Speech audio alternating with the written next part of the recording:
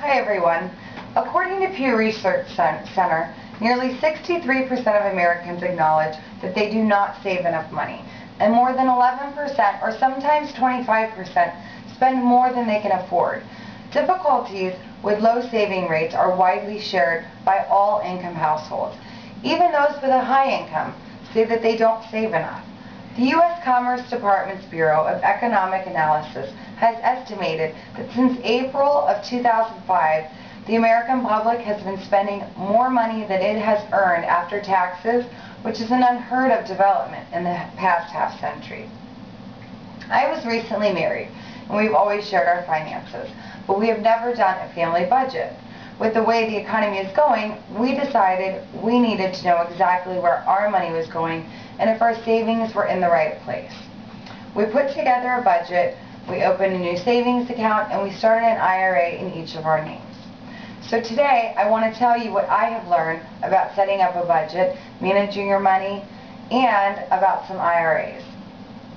A budget helps you manage your cash flow so that you can achieve your personal and financial goals, including paying off those student loans that we all have.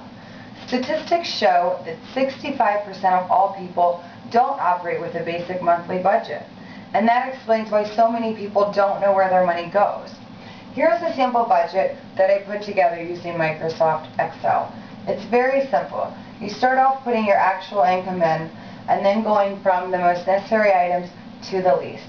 Housing, transportation, insurance, food, children if you have any, pets, personal care, entertainment, loans, most importantly, savings and investments, which we'll talk about soon, your IRA and savings.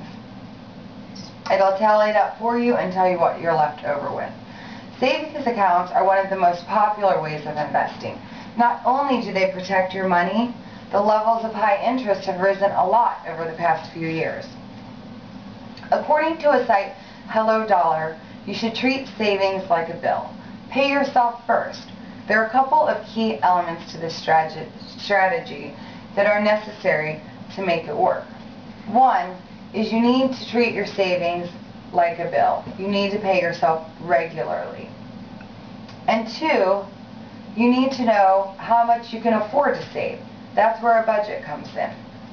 Most people think if they save what is left over, they will be okay. But they wind up not saving anything, or saving a lot less than they might have, and then they wonder where all their money went.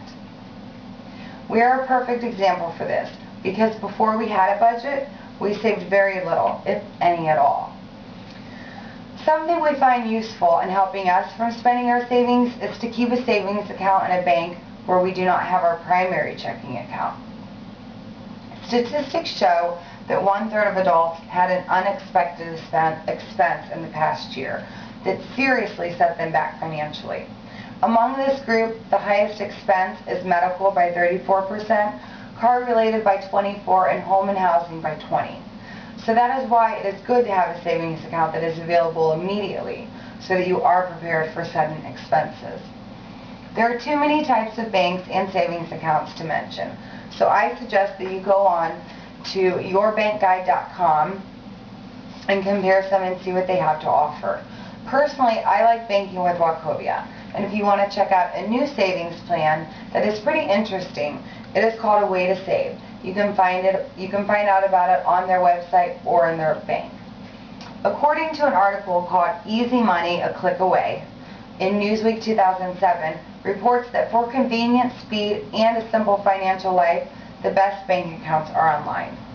They also are paying higher interest rates than savings accounts that are offered in your traditional banks. In 2000, with the launch of direct banking, they offered a limited range of low-cost, do-it-yourself financial options, all available only online. ING Direct led the way by creating a simple high-interest savings account with no fees and no minimum deposits, and they are FDIC insured. It is very simple. You just link it electronically to your regular checking account at any bank, and with just a click of a mouse, you can move your money back and forth, and although the transfer does take a few days, it's better to have that in case of an emergency. Today, ING Direct, with more than $50 billion in cyber savings, has plenty of competition. not only from online banks, but from insurance companies, mortgage banks, and brokerage firms, offering high-yield banking to their customers. Some people worry that online accounts are open to hackers and theft, but I bank online, so I think they're secure. And I love the convenience and the higher rates they have to offer. Finally, we will go over an IRA savings plan. IRA means individual retirement account. That is a personal savings plan that provides income tax advantages to individual savings money for retirement. According to a 2006 Retirement Confidence Survey, underwritten by State Farm Insurance, a large majority of Americans expect to enjoy a comfortable retirement, but many have not taken the actions needed to turn their aspirations into reality. The sooner you start investing, the more time your money will have to grow as a result of compounding. This is a simple example of an IRA. It's a 30-year IRA from 1974 to 2006. It shows as you annually invest what you end up with. This specific fund ended up with $999,000 or $999,833 at the end.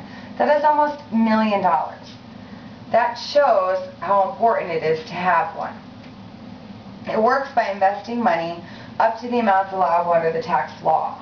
The contributions accumulate tax-free until you withdraw the money from the account, which you're able to do so once you've turned 59.5 years old with no penalties. There are different IRAs and they are offered by many institutions. So to find out which one is right for you, it is best to meet with a financial advisor to help you out. So today, I hope that you've learned how to put together a budget and how to make your money work for you. There is so much we should all know when it comes to our finances, and this is only a start. So please, take the information I've given you and apply it to your finances. I encourage you to sit down and put together your budget. Be aware of where your money is going and set up savings to secure your future. After putting together our family budget, it has helped my husband and I in a lot of ways. We don't argue as much over finances. We stick to our budget so we know what we can spend on a weekly basis. Plus, we both feel good that we have an IRA. So no matter what happens, we will be stable when we are ready to retire. It is necessary to save, whether you are single or in a marriage. We need to take the time, we need to take the responsibility of planning for our future, because we cannot count on anyone else to.